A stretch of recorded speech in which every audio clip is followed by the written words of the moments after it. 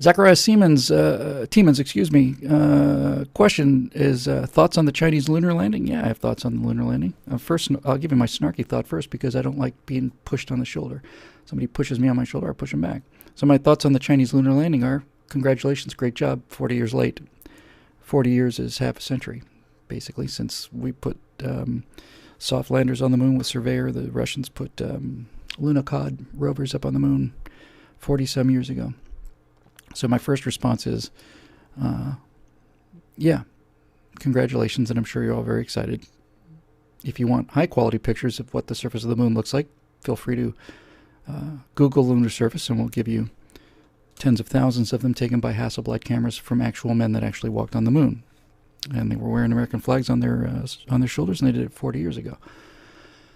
So there's that angle, and that's my kind of defensive angle, and I kind of like to come from that place because, frankly, there is no question China is a rising power, and there's no question that we're a power that in many cases appears to be in decline. And so what I want to do is I want to let these upstarts know that the big dog is still king of the junkyard. But of course, China is going to go back to the moon, and when China talks about going to Mars, they will go to Mars, and they'll do it because they've got money and they've got will, and they don't hate themselves yet. They will, and they're starting to. Already they're starting to. The generation, I did a documentary on China. I got hired as an editor. In fact, I was working on that documentary when 9/11 happened. It was in September of 2011 I was working on this thing.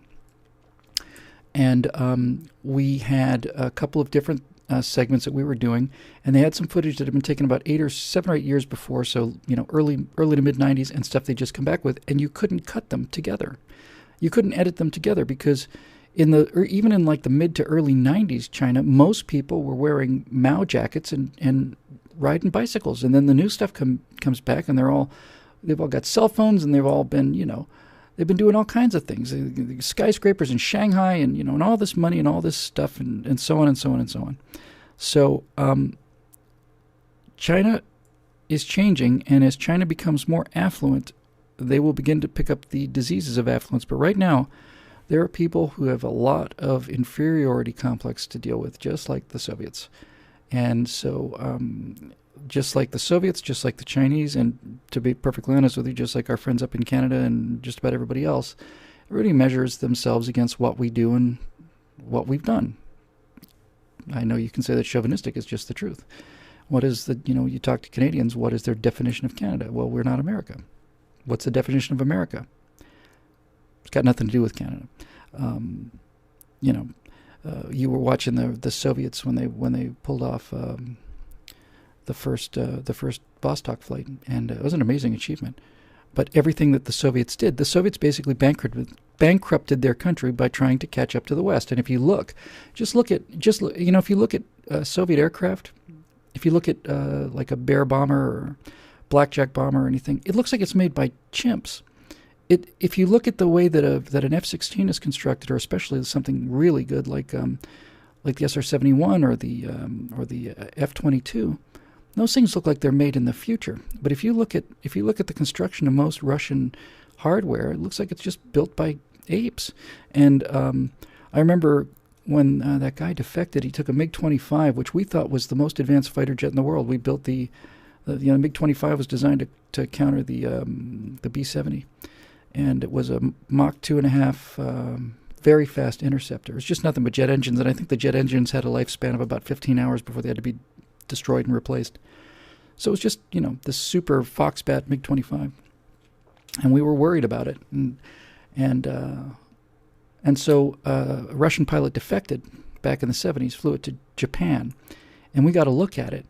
And when we got our guys on top of this Soviet superjet, the MiG-25, what we found out was it had vacuum tubes in it, and that it didn't even have flush rivets. That may not mean a lot to you if you're not into aeronautics, but a flush rivet is something that means that when you put that rivet in, it makes the surface of the wing smooth. You look out on the wing of any commercial jet, and you'll see all the little rivets that are holding the metal together.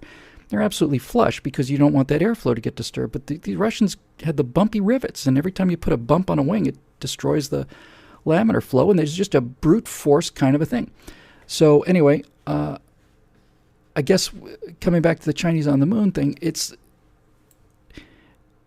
they are determined to do everything in their power to make them appear to be a world power. And look, they are a world power. They're the second biggest economy in the world. But it's hard to watch the Chinese without seeing the desperation of them, the desperation to show America, oh, we're doing this. This is bigger than America. Remember the Russians, more people than this, larger than America.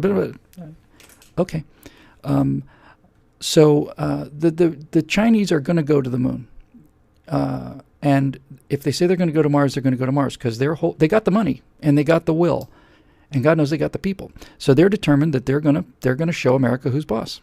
And my response to showing us who's boss is, you don't show us who's boss by doing something we did 40 years ago. You go back to the moon, that's an achievement. Congratulations. By the way, going to the moon is harder than it looks. So, we had the best people on the planet. We killed 3 guys in Apollo 1, and we nearly lost another 3 in Apollo 13. So going to the moon ain't hay. So if they go to the moon, congratulations. By the time they have landed on the moon, it'll be 70 years after we got there. 70 years. So there's that. But if they go on to Mars and stuff, that's a bigger achievement. And I say all of this only to say that we are not going to ever go back to the moon. And we're never going to go. I don't think I should rephrase. I don't think NASA is going to fly another man in space on an American rocket. I don't think we'll see it ever again. I don't.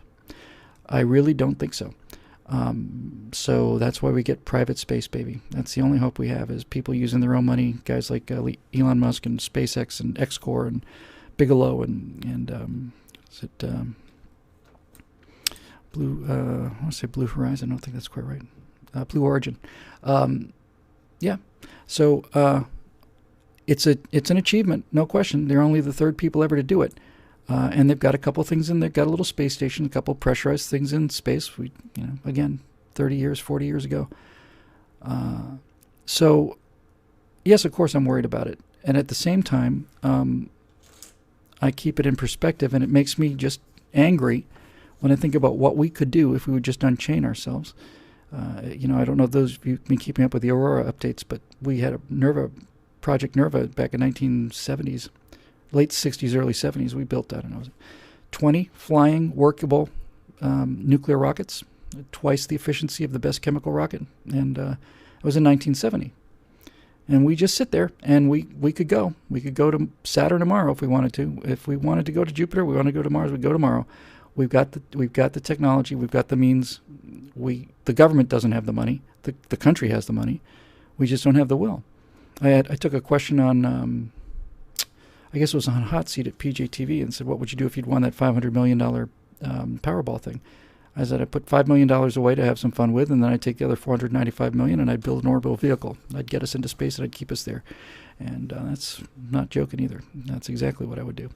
Anyway, so the Chinese lunar landing, question number 2 out of the scores that I've taken with 38 minutes in. Yes, it's an achievement, and it's a step, and their footsteps, and they're coming up behind us.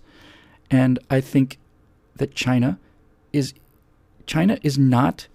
I'll close by saying this. I think everything that makes China China, and that everything that China does well, is antithetical to inventing things. I think China is the paradigm of this vast hive of people, and I don't see any individual achievement there. Their scientists are getting better, and some of their breakthroughs are alarming to me. But they are not outside-the-box thinkers. And when I do see them doing something genuinely outside the box, when I see them do something that really is like a breakthrough, holy cow, that's when I'm going to be worried. Watching them running in our rearview mirror and trying to catch up with us, doing the things that we did a while ago, it means there's somebody on our heels, but it doesn't mean, hey, man. When I see them start doing some breakout things, when I see the iPhone or something like that come from China, something earth-changing, then I'll know we're in real trouble. And I don't mean to let it get to that point. So moving on.